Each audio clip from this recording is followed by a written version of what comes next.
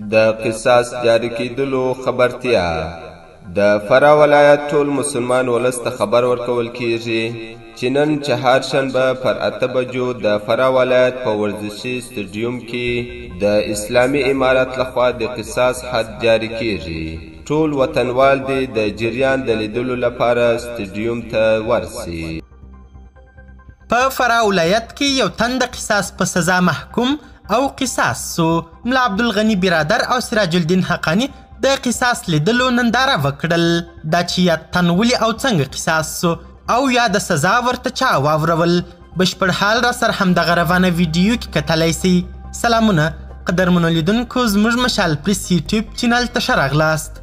په فراه ولایت کې یو تن د ملا هیبت الله په امر د ملا برادر او سراج الدین حقانی مخکې قصاص سو.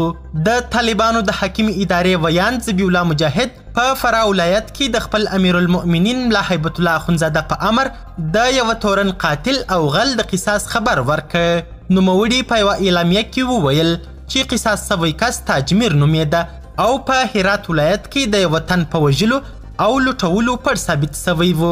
مجاهد زیاتوي چې یاد سوی تورن د دریو محکمو لخوا په قصاص محکوم سوی او قضیه یې د طالبانو امیر المؤمنین ته د وروستۍ پریکړې لپاره لیږل سوې وه.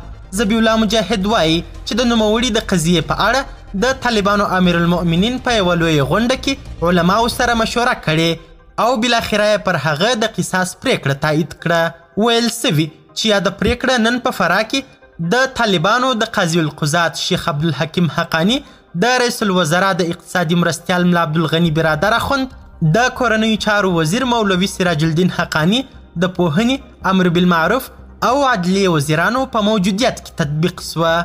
دا په داسې حال کې ده چې څه موده مخکې د اروپایي ټولنې د پارلمان مشرې د شرعي حدودو د تطبیق په نوم د طالبانو د ورته سزاو د تطبیق په اړه جدي اندېښنه څرګنده او د داسې پریکړو د تطبیق د مخنیوي غوښتنه وکړه. قدرمنو لیدونکو، نړۍ مننه چې ویډیو مو تر اخري شیبو وکتل.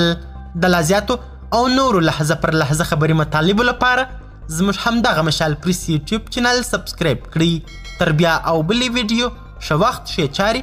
د الله په امان.